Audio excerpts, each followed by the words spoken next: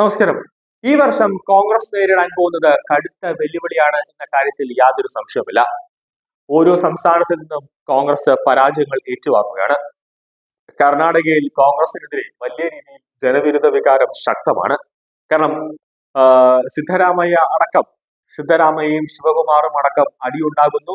വലിയ രീതിയിൽ കോൺഗ്രസ് ഹിന്ദുക്കൾക്ക് നേരെ വ്യാപകമായ ആക്രമണം അയച്ചുവിടുന്നു. വലിയ രീതിയിലുള്ള അഴിമതികൾ ഓരോ ദിവസവും കർണാടകയിൽ അടക്കം ഇങ്ങനെ പുറത്തു കൊണ്ടുവരുമ്പോൾ ജനങ്ങൾ കോൺഗ്രസിന് നേരെ വലിയ രീതിയിലുള്ള പ്രതിഷേധ പ്രകടനങ്ങൾ നടത്തുമ്പോൾ കർണാടകയും കൈവിട്ടു പോകാനുള്ള സാധ്യതയാണ് ഇപ്പോൾ കൂടുതലായി കാണുന്നത്.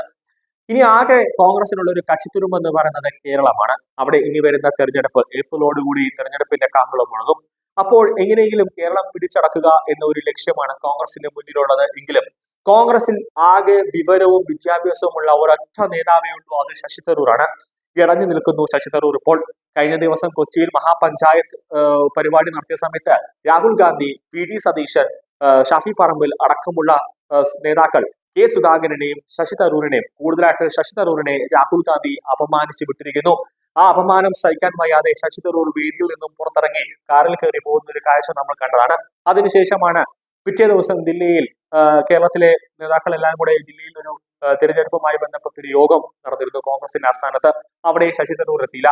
അതിൽ ശശി തരൂർ പറഞ്ഞത്, ഞാൻ ഇനി കോൺഗ്രസുമായിട്ട് യാതൊരു തരത്തിലുമുള്ള ബന്ധത്തിൽ ഞാൻ ഇനി പോവില്ല, കോൺഗ്രസുമായിട്ട് ഞാൻ ഇനി ഒരു തരത്തിലുമുള്ള ചർച്ചകൾക്ക് പോവില്ല, ഇനി ഞാൻ കോൺഗ്രസിൽ അല്ല, അതായത് പൂർണ്ണമായും ഞാനൊരു കോൺഗ്രസ് പ്രവർത്തകനാണെങ്കിലും ഒരു കോൺഗ്രസ് നേതാവാണെങ്കിലും പക്ഷേ പുറത്തുനിന്ന് നോക്കുമ്പോൾ ഞാൻ കോൺഗ്രസ്സുകാരനല്ല. അതായത് കോൺഗ്രസിൽ നിന്നും ഞാൻ എപ്പോ വേണമെങ്കിലും പുറത്തേക്ക് പോകാം, അതായത് ഞാൻ രാജിവെക്കാം, അവരെന്നെ പുറത്തേക്ക് എടുത്തെറിയുന്നതിന് മുന്നേ ഞാൻ രാജിവെച്ച് പോകുന്നു എന്നൊരു നീക്കത്തിലേക്ക് നിൽക്കുന്നു.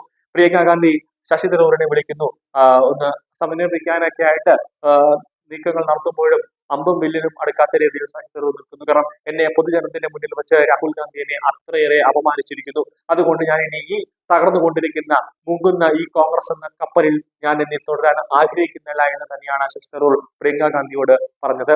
അങ്ങനെ വരുമ്പോഴും കേരളത്തിൽ നിയമസഭാ തെരഞ്ഞെടുപ്പ് നടക്കുമ്പോൾ ഈ പ്രചാരണത്തിലൊക്കെ മുൻനിരയിൽ നിൽക്കേണ്ട ഏറ്റവും കൂടുതൽ സ്വാധീനമുള്ള ഒരു വ്യക്തി എന്ന് പറയുന്നത്, കേരളത്തിലെ ജനങ്ങൾ ഏറ്റവും കൂടുതൽ ഇഷ്ടപ്പെടുന്ന ഒരു നേതാവ് എന്ന് പറയുന്നത് ശശി തരൂരിനെ തന്നെയാണ്.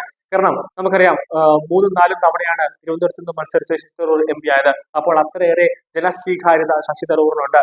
അപ്പോൾ ഓരോ നേതാക്കളിലും, അതായത് കേരളത്തിലടക്കം പ്രചാരണത്തിൽ നിൽക്കുമ്പോൾ ശശി തരൂർ അവിടെ മുൻഗണനയിൽ നിൽക്കണം, ഒരു സ്ഥാനാർത്ഥിയായിട്ട് നെഞ്ചുവിരിച്ച് അല്ലെങ്കിൽ പ്രചാരണ തന്ത്രജ്ഞനായിട്ട് നെഞ്ചുവിരിച്ച് നിൽക്കണം ശശി തരൂർ. പക്ഷേ ഈ തെരഞ്ഞെടുപ്പിൽ ശശി തരൂർ നിൽക്കില്ല. ചിലപ്പോൾ ഏത് സമയം വേണമെങ്കിലും ഏത് മിനിറ്റ് വേണമെങ്കിലും BJP-യിലേക്ക് പോകാമെന്നുള്ള ഒരു അവസ്ഥയിലാണ് ശശി തരൂർ നിൽക്കുന്നത്. KC വേണുഗോപാൽ ആണെങ്കിൽ ആരെയും അടുപ്പിക്കുന്നില്ല. കാരണം KC വേണുഗോപാലിന്റെ ലക്ഷ്യം കേരളത്തിൽ മുഖ്യമന്ത്രി താനാകണമെന്നുള്ളതാണ്. അതുകൊണ്ട് തന്നെയാണ് VD സതീശനെ കാലേവാരി നിലത്തടിക്കാനും രമേശ് ചെന്നിത്തലയെ കാലേവാരി നിലത്തടിക്കാനും KC വേണുഗോപാൽ ഒരു തന്ത്രം മെനയുന്നുണ്ട്. KCയുടെ കൈക്കുമ്പിളിലാണ് രാഹുൽ ഗാന്ധി ഇപ്പോൾ നിൽക്കുന്നത് എന്ന കാര്യത്തിൽ യാതൊരു സംശയവുമില്ല. അതുകൊണ്ട് തന്നെ കോൺഗ്രസ് ഇപ്പോൾ ഒന്നിക്കാൻ നിൽക്കുമ്പോഴും പലതരത്തിലുള്ള പടലപ്പിണക്കങ്ങൾ അവിടെ പൊട്ടിപ്പുറപ്പെടുന്നു. പലതരത്തിൽ അവിടെ ഒരു അടി കോൺഗ്രസിന്റെ ഭാഗത്ത് നിന്നും ഉണ്ടാകുന്നുണ്ട്. ഈ ചിരിച്ചും കളിച്ചും എത്തിയ മാധ്യമങ്ങളുടെ മുന്നിൽ ഈ നേതാക്കളൊക്കെ നിൽക്കുന്നുണ്ടെങ്കിലും അകത്ത് വലിയ രീതിയിലുള്ള പൊരിഞ്ഞ അടിയും വഴക്കും നടക്കുന്നു എന്ന കാര്യത്തിൽ യാതൊരു സംശയവുമില്ല. അതുകൊണ്ട് തന്നെയാണ് ശശി തരൂർ എന്ന ചണക്യൻ കോൺഗ്രസിൽ ഇല്ലാതെ കോൺഗ്രസിന് മുന്നോട്ട് പോകാൻ പറ്റില്ല എന്ന കാര്യത്തിൽ യാതൊരു സംശയവുമില്ല.